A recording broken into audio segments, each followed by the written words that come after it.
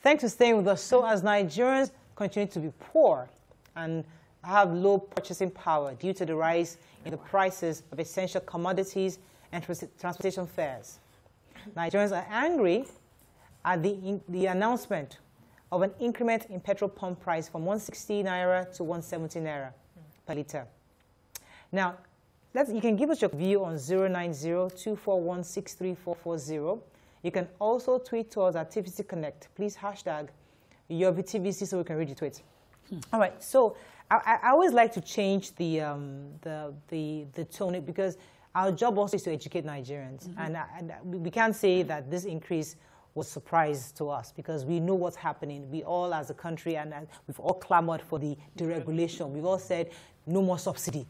And we've been told over and over. So it's not as if somebody just woke up yesterday and said, okay, well, this weekend, we're increasing from 160 naira to 170 naira. That's not what happened. It's important that we educate Nigerians so you are aware. Where we are right now at the issue of the market forces, right? So we told them, please, don't give this small number of people marketers. Don't give them subsidy because all that money can be used to better use. So we will pay whatever price the international market pushes to us. And that's what we are seeing. And we've told people here from this table that there's a possibility that we might even end up paying 200 or 300 naira at some point because we're going to be going by market forces. So it's not like somebody increased it. It's just that the international market forces have caused this increase. Let's first of all state that federal government finally forcefully admitted that they cannot continue to pay subsidy, so they removed it. Not that it was due to our clamor for them to deregulate. So they removed it when it was obvious they cannot continue to pay. Then now that they wanted to remove it, all the plans that in 2015 was part of the change mantra that we were shouting, deregulate, create refineries, let's refine the product here. And that's the strength, the economical strength of competition that we were thinking. Imagine that local refineries, at least 2, 3, or even the ones we had existing that they were moribund, those ones were put to good use and they were revitalized and put back to use. And we're refining certain products here. And people said, okay, no, for the best quality or for cheaper prices, they were bringing in from wherever they are still buying, refining crude now. And people had the option of, I will take this, it's for my, it becomes like, what do they call it, elite food. And some people say, no, it's basmati, no, it's local rice. It will become like that. It will be your choice. But now everybody is faced with that hardship. And as long as we do not still have that local refining capacity, every government that has passed through Nigeria from the day they created this country today has failed. That's the way I see it. This morning, I was in traffic at about 6 a.m. And I was hearing 6 a.m. when there's no traffic yet. CMS, 300 naira. Oh my God. The last time I took CMS by bus, because I like to do it once in a while, I was thinking 150 was too expensive. This morning, the thing has doubled. And that's how hardship will continue to come and it will spread because we were thinking usually the cost of petrol and transportation affects cost of food. Every other thing. In the papers this morning, I don't know how I missed the story. I took the story of how food prices has gone up astronomically. We talked onions. Onions I was saying was 85. It's 100,000 naira per bag from 50,000 to 100,000. We have yam, 5,000 naira for a dozen. The big tubers. Things have just continue to go up, and everybody has to come to market. By transportation, it's something that government must see holistically and sincerely look. It's not this lip service. If this government must be remembered well by posterity, let us have refinery before they go. Exactly. Very important. So I'm worried that the common man will be the ones to face all of this. It's not pinching the government. Theirs is just to put that regulation there, announce whatever it is that they announce, and the people that bear the brunt are the people who are going to be in the markets, who are going to take transportation to their workplaces, who do not even understand what is happening. They just see hardship all around. That's my fear.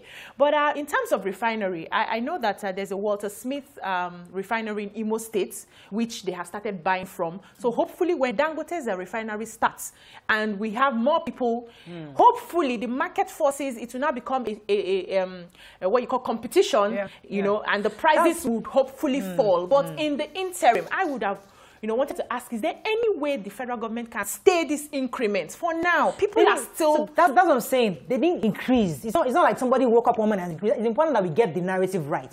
So Nigerians understand. nobody woke up one morning and said from 160 naira to 170 naira. But the it basically goes strictly about how it is being demand and supply internationally. Yeah. That's why the IPMAN boss was saying it in the papers today.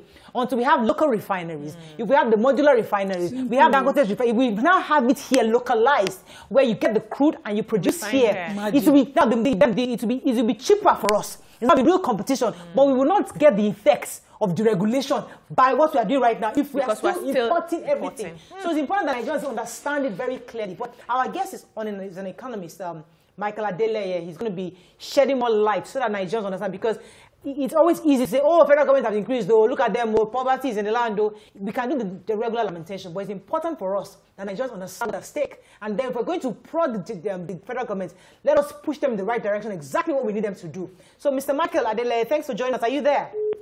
Ooh, I'm so sorry. We lost that. We're trying to get him back. Yeah. But so generally, I mean, yes, the prices are high. Nigerians are not happy because even just like you said, transportation costs have increased. Super. Interstate. That's what's causing our hike in prices, because marketers are complaining that getting food from the north to the south has increased astronomically. Yeah. Morel, even producing, sorry, even producing certain foods in Nigeria, it's tough because you still have to resort to the same product to power your factories. We don't have constant power in most of our factories. And we must, if you don't sit down and say, let's just leave it to deregulate the sector and let things flow by themselves, we will continue to have issues of palliatives, people breaking into people's warehouses. Life is tough already as it is. So what actually happened was that the ex-depot price was increased to 155 per litre, and then a memo was sent out to marketers that you have to take your prices up to 170. But I am worried because, you know, the way our market is, when things increase, like you're selling for 10 naira and things increase, and it hasn't gotten to you, you still have your old stock. Yes, but you now inflate your prices because you hear of the increment. So I am suspecting that that is what has happened over the different filling stations. But is there any way the marketers can even help the common people? Yeah. So you can do away with your old stock at the normal price. Then when you're buying a new one, you sell at the price that you have. That's where the PPRA comes in, because their job is to regulate. No, their job is also to ensure. You can't do away with your old stock. If you bought at 20 naira and before you finish selling it, they have increased the one that you will buy in the market to 20 naira. Price. You have to make the money that is the difference. Because when you are going there, you go and collect loan to go and join business without profit. But that's where PPRA comes in, because their job also is to ensure that the marketers don't overprice. And they're to ensure to regulate the prices so that Nigerians can afford it. We're still trying to get our guests talking. Do we have any tweets on this matter? Mr. Michael Adeleye, who's an economist, and he helps us understand how we can get around this. And I was really, I was taken by the comments for, was it the LCCI boss this morning? Okay. And one of the key things he also said is that Nigerians are really hoping that the regulation will be like a magic wand, but it wasn't going to happen. It wasn't going to happen, and we cannot benefit the regulation until we have those modular refineries. I'm really concerned about how modular refinery, what's happening, because we know in certain states, they have actually started having functional modular refineries. Yes. But why is it so difficult for us to have it across the country? Why are we not still giving Nigerians, local players, the opportunities to also compete in these markets? I think it's capital intensive, and aside from that, people need to understand the business they are going into. We have a distrust of the federal government in the sense that policies, they are not very... what's the word now? They are not, you can't trust them with policies. Somebody can just come in and change everything, and then it affects you and your money is tied down or you lose money. So as a businessman, you need to be certain of where you want to put your money. Let me go on a quick break. When we come back, we'll try to see if our guests will be on by then. Stay with us. We'll be right back. Thanks for staying with us. So our guest, Mr. Michael Adeleye, is online with us. Good morning, sir. Are you there? Morning, beautiful ladies. Good to have you on the show. So this. Thank you very much. Yes. Nice to be here. Let's talk about the prices. We're hearing obviously that petrol is now selling for 170 naira, and Nigerians are wondering, when will this stop? How often will we see an increment, and how do we ensure it doesn't go beyond what Nigerians can afford? Thank you very much. The news came to me as a shock as well. Amazingly. That was about 2 days ago. I've just filled up my tank. About, I think, 2 hours later, that news just came in. And I was like, what is going on? My point is this. I'm not saying the prices shouldn't go up. But if the governments are very sensitive to its people, there should be a way and manner how these things should work out. Now, you don't just bring in this issue of price hike at this time where we're just coming up, our businesses are just coming up. The pandemic has actually ruined a lot of things. The NSAS have ruined a lot of businesses, and people are struggling. People have lost their jobs. People are struggling to bring up their businesses. People can't even buy the common food to eat. And in the midst of all this, you now drop the price again. It's very insensitive. Every other time, what they do is, if the prices want to go up and you need to fund some projects, you borrow money and to do those things. When all this pandemic season goes over, then obviously you could recover the money back through taxes and so on and so forth. But not this season where everyone is actually trying to get themselves together. What's going to happen now is we're headed towards hyperinflation season. That's what's going to happen.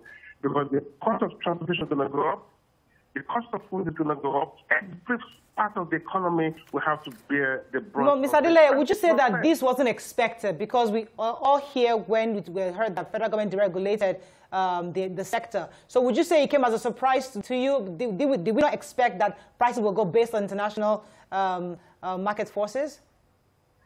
If there is no pandemic, if there's no crisis, if there's no economic downturn, then it's fair enough.